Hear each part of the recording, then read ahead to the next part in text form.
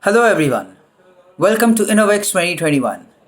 We, the students of Group 12, have made a project on building a wireless charger for an electric car. Here's a little preview.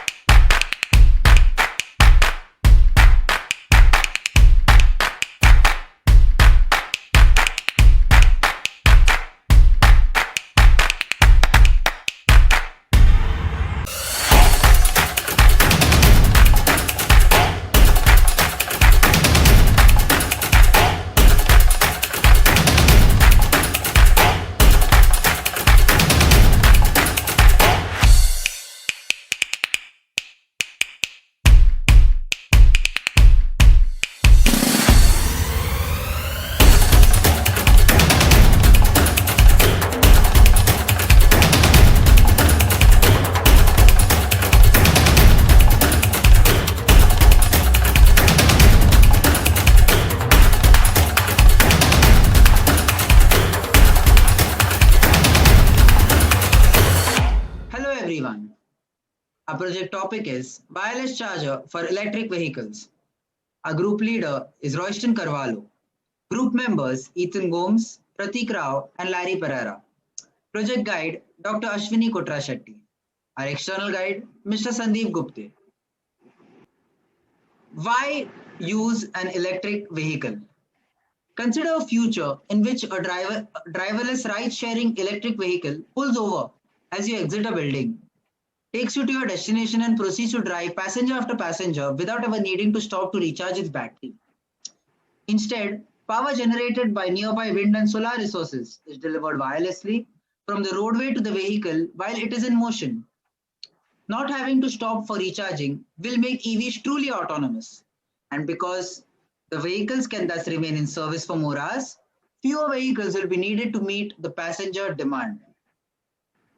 On addition to this, EV is better than internal combustion engine vehicles as well. Why wireless charging?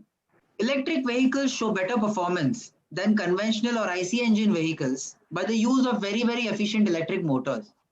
The different methods to charge an EV are conductive charging and inductive charging, also known as wireless charging. The key challenges in conductive charging methods are charging time, location within the range of an EV, potential traffic congestion, and queuing time at the charging station. Wireless charging technology has the potential to address the limitation of charging infrastructure for EVs. Advantages of wireless charging include its safety and convenience of charging while the vehicle is at rest or in motion. The project objectives is to investigate the current EV charging systems, to establish a need for wireless chargers for electric vehicles, to analyze the system and identify its suitable specifications, to design and simulate an operational circuit, and to implement and test the proposed system. The outcomes of the project is thorough understanding of electric vehicles, to design the ground assembly and the vehicular assembly, to design a prototype of a wireless charging unit, and to publish the technical paper. The problem statement: we are designing a wireless charger for electric vehicles for the following specifications. So this is the basic block diagram of a wireless charging system for an electric vehicle. The dotted section is the part we are implementing in a project. We are not implementing the grid, the BMS, and the car battery. Now the working.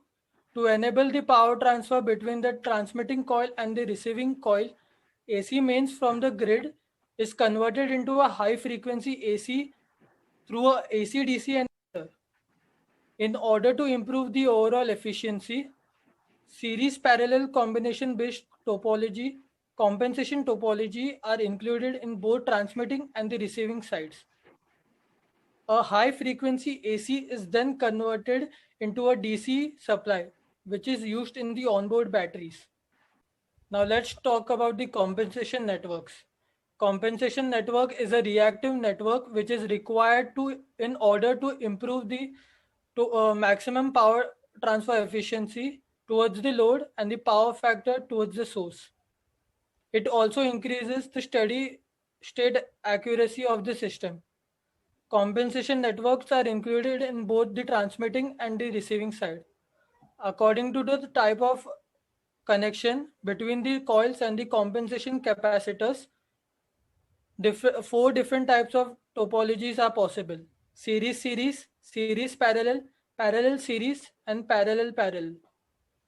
There is a fifth compensation topology, which is combination of series inductance, shunt capacitor, and series capacitor. The SS and the LCC topologies are preferred because of it provides better efficiency and low radiation. The SS also allows to select compensation capacitance depending only on self-inductance, no matter the load and the magnetic coupling.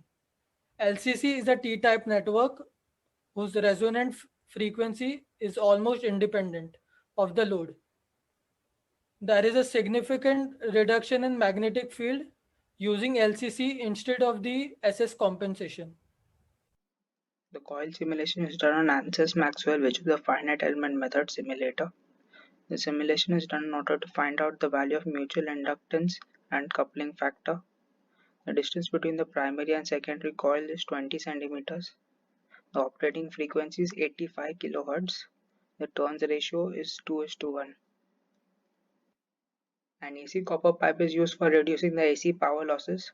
To improve the coupling factor and to reduce the magnetic flux leakage, a magnetic sheet composed of a farad plate was placed under the winding. The farad subsequently reduces the eddy currents in the external metallic objects. A conductive aluminum plate is placed under the farad sheet to further mitigate the magnetic field emissions. Construction of the vehicle assembly is similar to the ground assembly.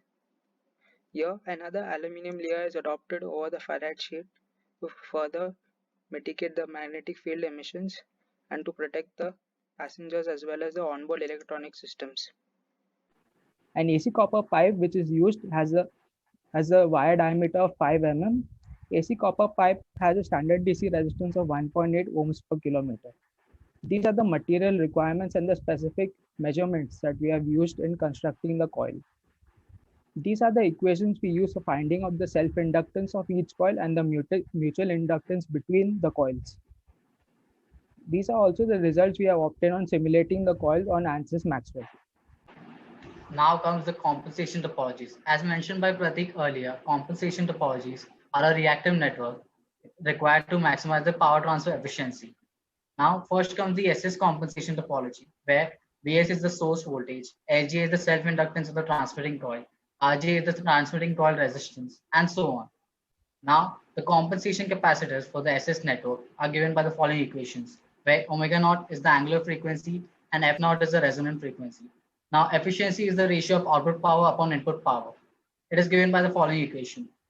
Now, input impedance at port 11 dash is given by the following equation, where RGA plus omega naught square M square upon RVA plus RL. Now, the efficiency for the SS network is given by the following equation. Now comes the LCC compensation topology.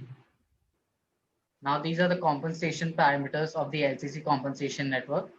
Now, for resonant condition, the CVA of SS topology is equal to CS2 plus CF2 of LCC compensation topology, but only for resonant condition. Now, this helps us find out the RL dash Z11 dash of LCC network and the efficiency of the LCC network. Now, these are the circuit parameters obtained from the analysis. Now comes the circuit diagram. First, we have the input block, followed by the full bridge DC to AC converter, then the transmitting and receiving coil with the LCC compensation network, followed by the full bridge diode rectifier, and ultimately the output block. Now let's discuss the transmitting section, that is the ground assembly, in a little detail. First comes the DC input voltage source. It is then followed by an LC low pass filter, which smoothens the signal and removes the unwanted noise. Then comes the full bridge DC to AC converter. It has 4 N-channel power MOSFETs. MOSFETs Q1 and Q4 are in phase, and Q2 and Q3 have a delay of 5.88 microseconds, which is obtained from the operating frequency and 50% duty cycle of the square waveform. Now, this AC current is given to the LCC network of the transmitting coil. This AC current generates a magnetic field around the transmitting coil. And when you place the receiving coil in close proximity aligned with the transmitting coil, it generates an AC current in the receiving section. Now this AC current is given to the full bridge diode rectifier. Here we have used two parallel combinations of Schottky diodes instead of regular diodes. Now why Schottky diodes? They have low voltage drop, high switching speed, high system efficiency, and used for higher frequencies such as our project. Then again we have an LC filter to smoothen the output signal and ultimately the load resistance, which in our case is the car battery. So this is the circuit simulation done on Proteus.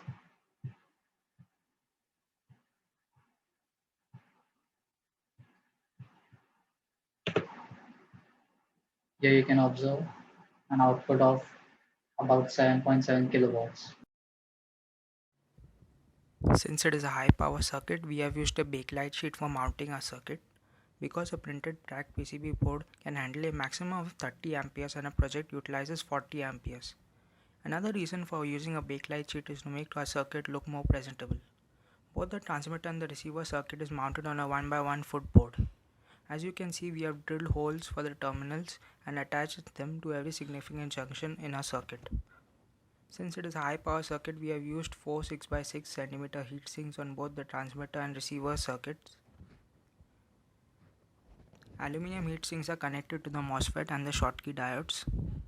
We have screwed in 4 plastic studs to balance both the transmitter and the receiver boards and to make it more stable. For making the coil, we wound the same AC copper pipe around a core of a diameter equal to 6 cm, which is supposed to be the inner diameter for both our coils. We use a structure of nails to ensure proper isolation of each turn in the coil. We did annealing using a blowtorch, then cleared it using a solution of caustic soda and water, then gave it a shiny look using sandpaper and scrubber. This is how we built our induction coils for our wireless charger. The testing for our circuit is yet to be done, as we couldn't go forward with the testing due to the ongoing pandemic.